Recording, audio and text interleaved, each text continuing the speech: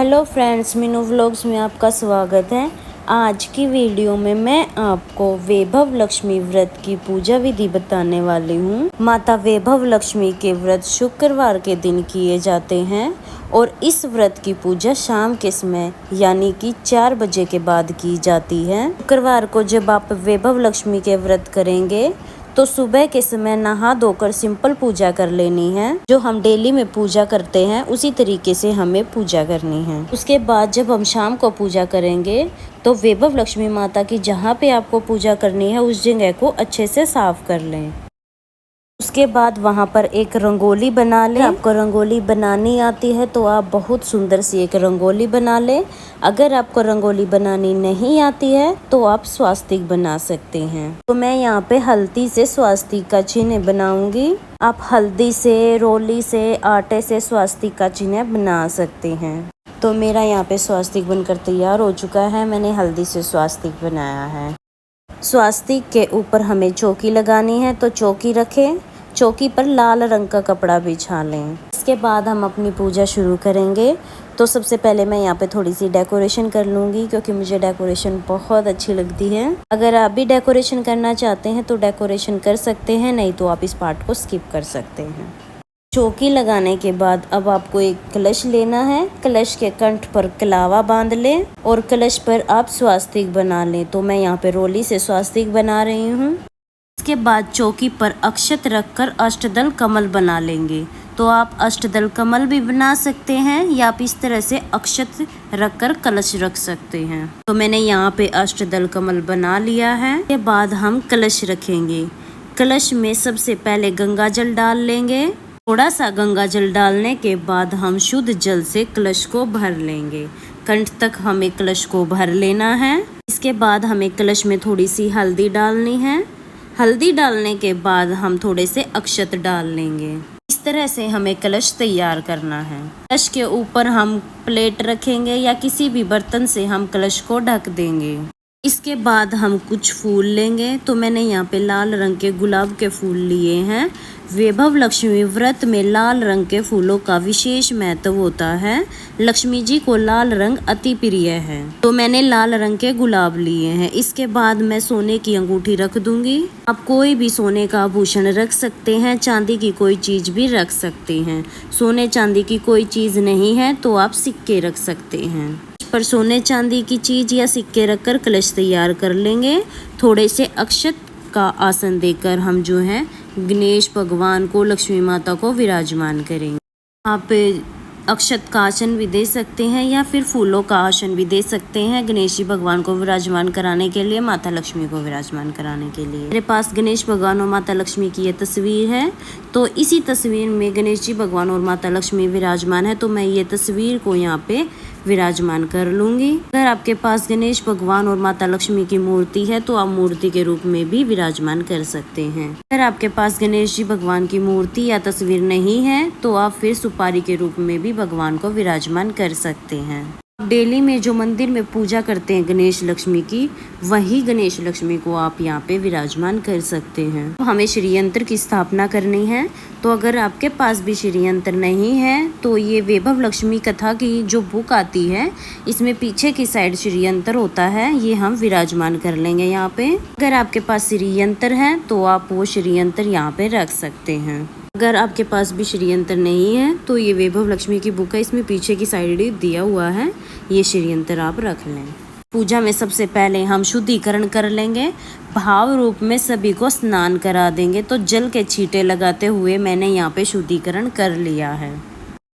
इसके बाद हम थोड़े से फूलों का आसन देकर दिया प्रज्वलित करेंगे। जो हमारे घर में माता लक्ष्मी की फोटो या मूर्ति है उन्हीं का हम पूजन कर लेंगे।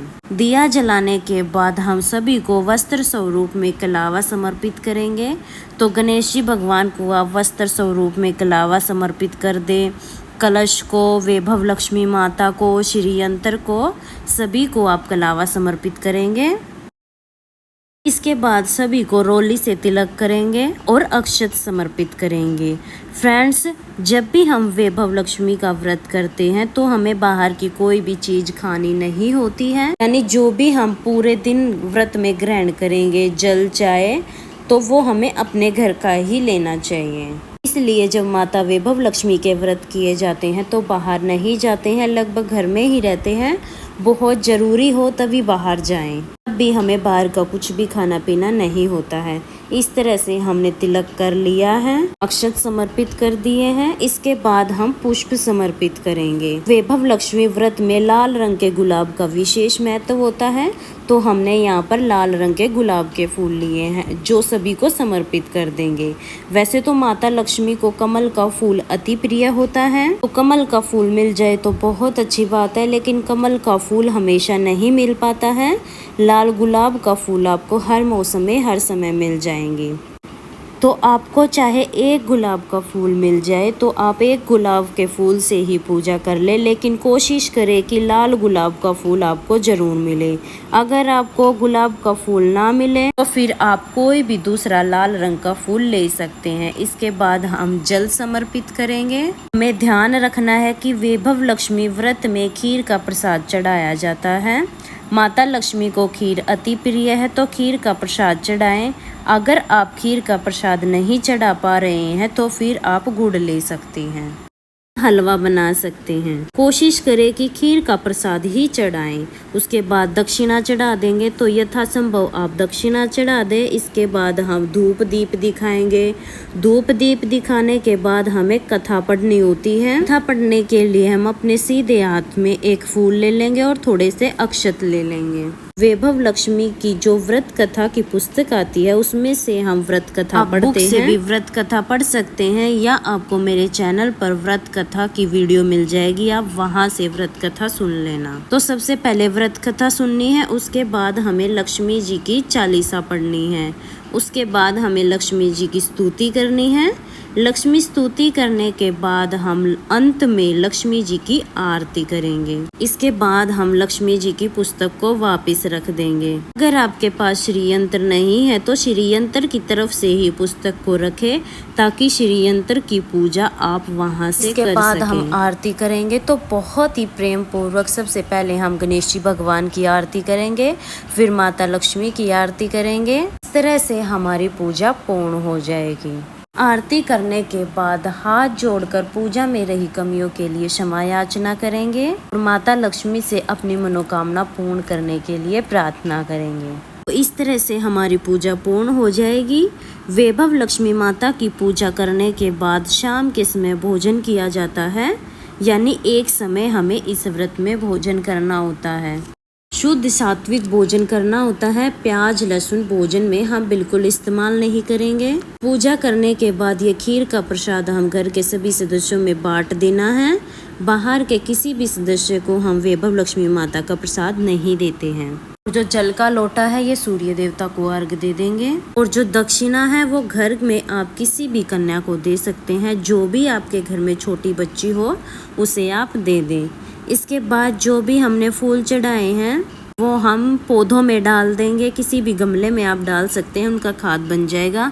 चौकी हमें अगले दिन उठानी होती है, उसी दिन नहीं उठानी होती है। के बाद जो गणेश जी की मूर्ति है, माता लक्ष्मी की मूर्ति होती है, उनको आप अपने घर के मंदिर में स्थापित कर दें। और जो कलश है इसका जल हम तुलसी जी में सींच देंगे। जो भी आभूषण सिक्के रखे हैं उनको आप वापस वहां से उठाकर रख लें। साथ में ही जो वैभव लक्ष्मी व्रत कथा की पुस्तक ली है, ये पुस्तक हमें हर बार चाहिए होगी। जब भी हम व्रत करेंगे इस पुस्तक का पूजन करेंगे। हमें इसके बाद जो चौकी और आसन है इसको हम दोबारा से पूजा में यूज कर लेंगे। फ्रेंड्स, इस तरह से वैभव लक्ष्मी का व्रत किया जाता है। और वैभव लक्ष्मी व्रत का उद्यापन कैसे किया जाएगा इसका वीडियो भी आपको चैनल पर मिल जाएगा, वहाँ से देख लेना। इस तरीके से शुक्रवार के दिन वैभव लक्ष्मी माता का व्रत और पूजन किया जाता है। ये जो मैंने आपको विधि बताई है बहुत ही सरल तरीका है। अगर ये वीडियो आपको पसंद आई हो या वीडियो आपके लिए थोड़ी बहुत भी यूज़फुल है तो वीडियो को लाइक कर देना। और हम महिलाएं घर में तीज त्योहार पूजा पाठ कैसे करते हैं ये देखने के लिए मेरे चैनल को सब्सक्राइब कर लेना। अब मिलेंगे किसी और नई वीडियो में, तब तक के लिए जय लक्ष्मी माता। माता रानी की कृपा आप सभी पर सदैव बनी रहे।